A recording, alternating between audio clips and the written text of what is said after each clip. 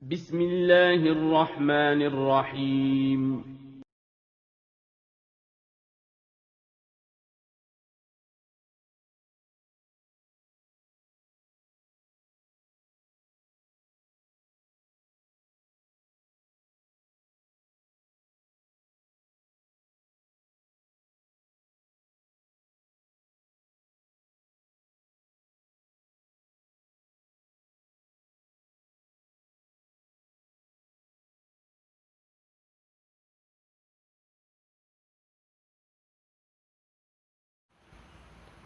Bismillahirrahmanirrahim.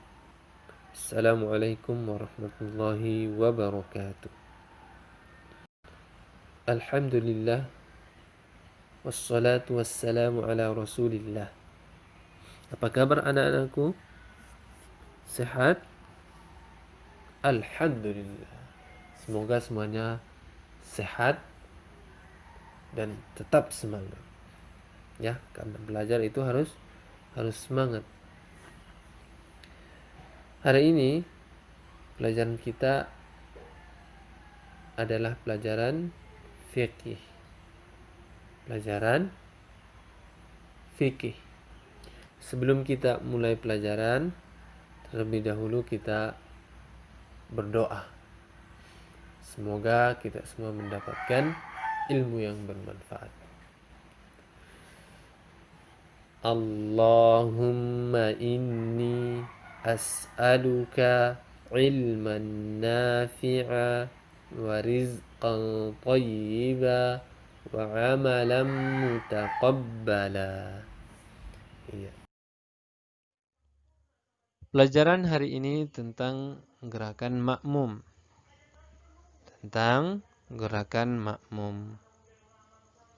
Anak-anakku yang soleh dan soleha, ada beberapa gerakan makmum pada saat sholat berjamaah. Ada beberapa bentuk gerakan makmum pada saat sholat berjamaah.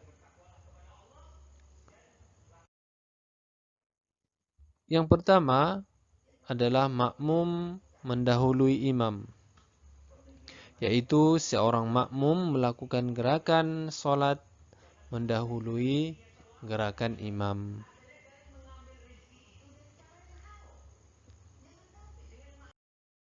Contohnya, ketika imam selesai membaca surah Al-Fatihah dan ayat-ayat Al-Quran, kemudian imam ingin ruku', tapi makmumnya ternyata rukuknya mendahului imam.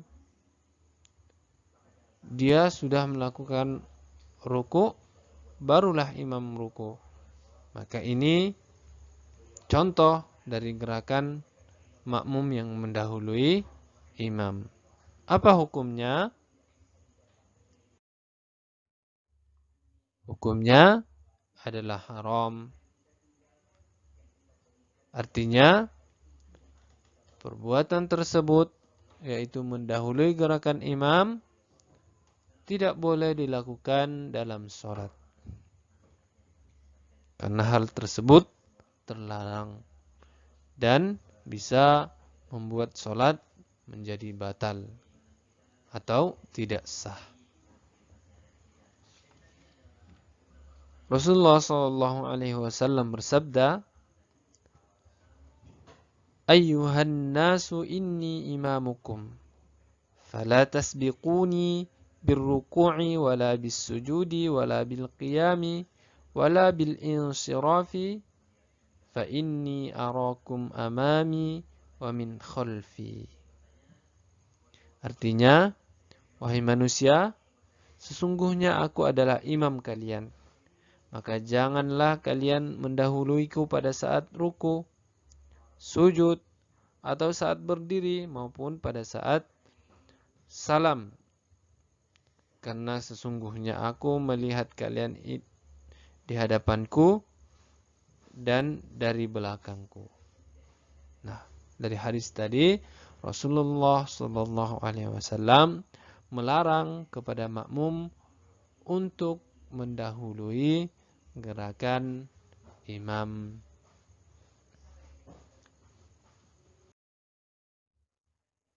Gerakan yang kedua adalah gerakan makmum yang menyamai gerakan imam. Yaitu ketika seorang makmum melakukan gerakan-gerakan salat bersamaan waktunya dengan gerakan imam. Contohnya, makmum bertakbir bersamaan dengan takbirnya imam. Atau makmum rukuknya bersamaan dengan rukuknya imam. Maka, perbuatan ini hukumnya ada dua. Yang pertama, ketika makmum menyamai imam pada saat takbiratul ihram, maka hukumnya adalah haram. Artinya salatnya tidak sah ketika seorang makmum menyamai imam pada saat takbiratul ihram. Salatnya tidak sah. Yang kedua, ketika makmum menyamai imam dalam gerakan selain takbiratul ihram, maka hukumnya adalah makruh. Artinya perbuatan tersebut dibenci dan sepantasnya kita meninggalkan perbuatan menyamai gerakan imam ketika sholat berjamaah. Karena paling tidak perbuatan tersebut adalah makruh, artinya perbuatan itu dibenci. Apalagi kalau menyamai imam dalam takbiratul ihram, maka hukumnya haram dan salatnya menjadi tidak sah. Gerakan yang ketiga adalah gerakan makmum yang mengikuti gerakan imam. Yaitu seorang makmum melakukan gerakan salat setelah imam melakukan gerakannya. Tidak mendahului imam dan tidak juga mengakhirkan sehingga gerakannya tertinggal. Gerakan makmum tertinggal karena terlalu mengakhirkan.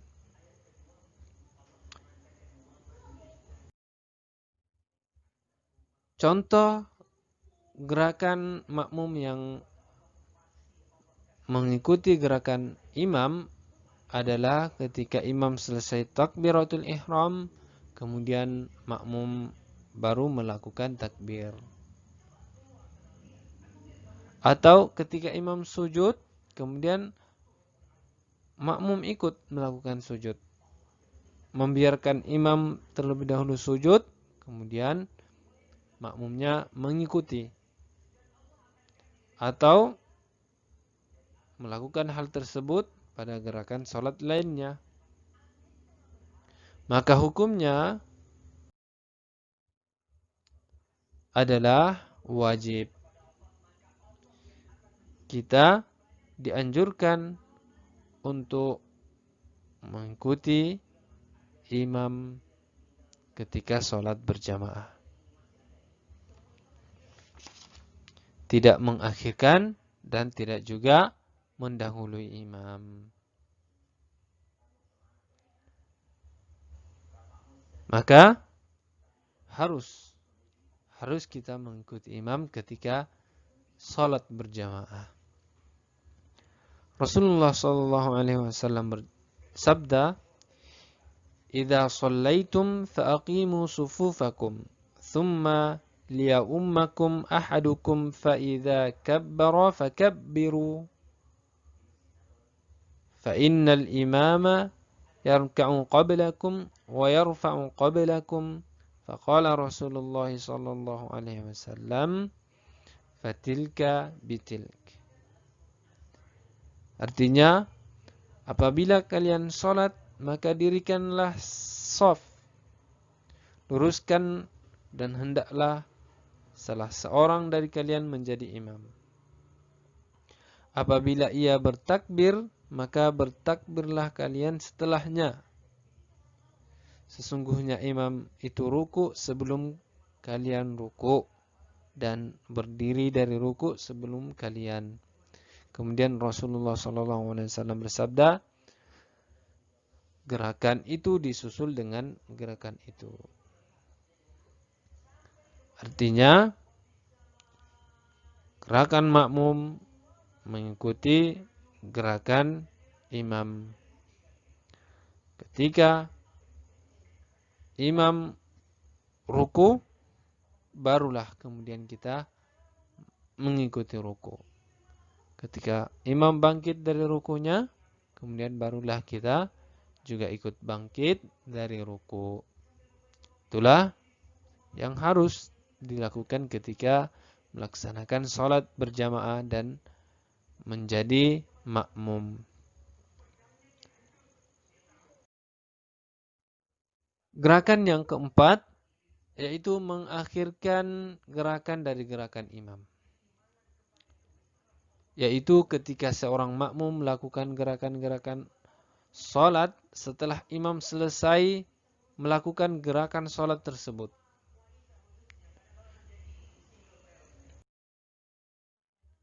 Contohnya ketika imam selesai ruku, sudah bangkit dari rukunya, barulah makmum ruku. Atau ketika imam selesai sujud, sudah bangkit dari sujudnya, barulah kemudian makmum melakukan sujud.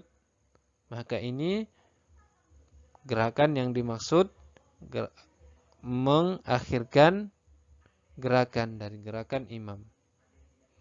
Ketika imamnya selesai melakukan gerakan, barulah makmum melakukan gerakan tersebut. Ketika imamnya selesai sujud, barulah makmumnya sujud. Maka hukum melakukan hal tersebut adalah ada dua jenis. Yang pertama, mengakhirkan gerakan dengan sengaja. Ketika seorang makmum mengakhirkan gerakannya dengan sengaja, maka hukumnya adalah haram. Artinya sholatnya tidak sah ketika sengaja mengakhirkan gerakan sehingga tertinggal dari gerakan imam. Imam selesai melakukan gerakan sujud, baru kita sujud. Kita lakukan dengan sengaja, maka hukumnya haram. Artinya sholat tidak sah.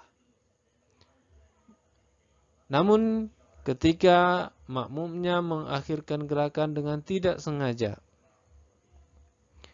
ia melakukannya dengan tidak sengaja, maka hukumnya makruh. Artinya perbuatan tersebut dibenci, tapi sholatnya tetap sah. Meski demikian, kita harus meninggalkan perbuatan mengakhirkan gerakan dari gerakan imam tersebut.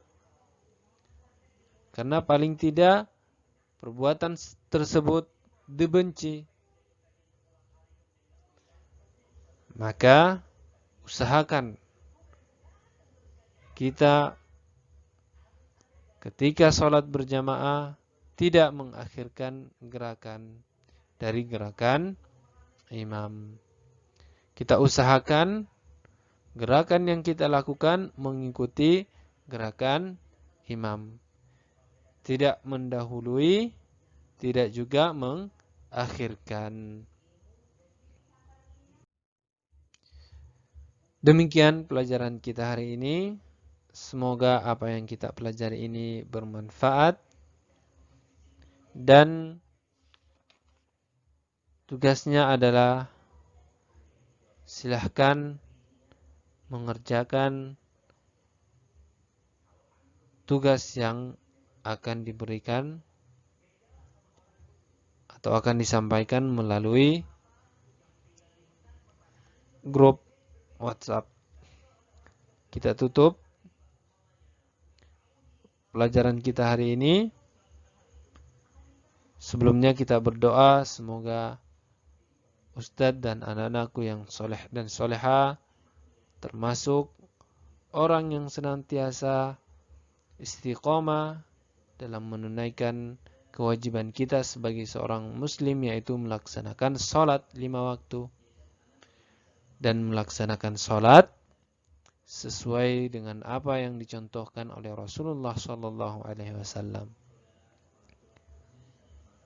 Dan bagi yang laki-laki diusahakan melaksanakan sholat secara berjamaah.